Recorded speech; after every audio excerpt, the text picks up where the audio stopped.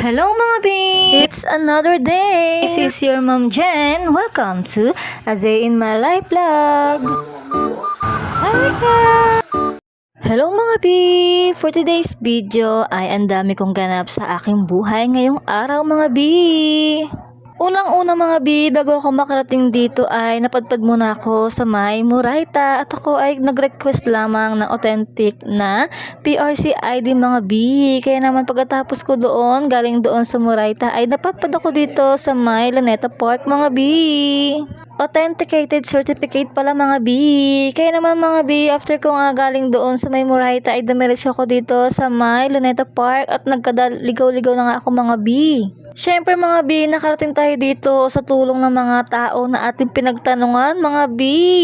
In my whole life mga B, ay pangalawang beses ko palang nakarating dito. Yung unang beses mga B, matagal na yun. High school pa ako nun mga B. Limot ko na ang way paano papunta rito mga B. Sobrang saya lang mga B na napadpad tayo uli dito at sabi ko nga sa sarili ko mga B, gusto ko itong kuhanan ng mga video para i-vlog ko. Isama ko sa vlog mga B. Kaya ayan, wish granted mga B. Ito nga ay binibidyohan ko yung mga magagandang tanawin na aking nakikita dito sa may Luneta Park mga B.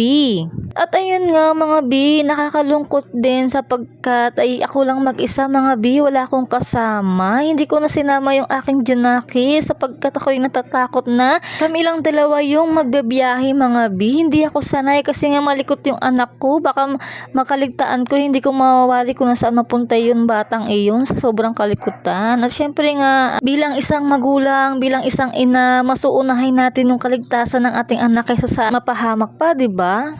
Kaya naman kahit malungkot mga B, ay doon ako nakapag-decide na hindi ko na talaga isama kasi nga nangangamba talaga ako mga B. Ayun nga mga B, as of now, ayan dito pa rin tayo sa Luneta Park. At meron nga dito mga B, may mga estudyante dito na may field trip, mga LM ata yun. At meron din dito mga B, yung mga pamilya na namamasyal. At meron din dito mga B na mga foreigner na nag-iikot din dito mga B.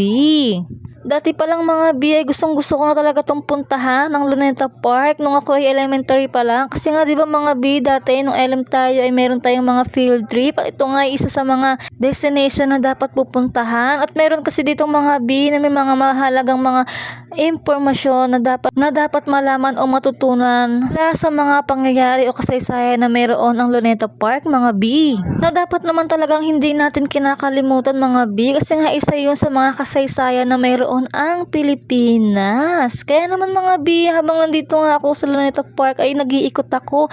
At ito nga ay ginaya ko ngayon sa mga napapanood ko sa mga nagbablog, yung nakabaliktad yung camera nila. Kaya tinry ko yan mga B. At ayun nga mga B, after ko ang manggaling sa Luneta Park ay pumunta naman ako dito sa may National Museum of History mga B. At ayun nga mga B, akalain mo yun, napadpad ako dito kahit sa sobrang init, sobrang sikat ng araw mga B, ay napadpad ako sa Luneta Park at dito sa part na to mga B. Hindi na talaga ako nagsayang ng pagkakataon mga B na bisitahin ang isa sa mga importanteng lugar dito sa may Maynila mga B.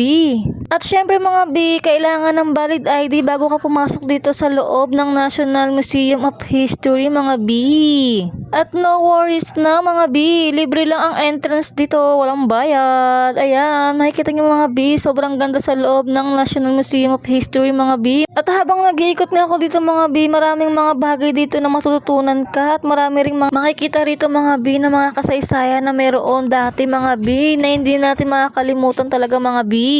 At habang kinukuha ko ng video yung mga nadaanan ko mga B, ito nga ay nakakamangha mga B. Nakakamangha yung pag-design dito mga B, pag-display ng mga historical na item, historical event na meron ng Pilipinas mga B. At kung ako sa inyo mga B, wag na kayo magdalawang isip, pumunta na kayo dito mga B.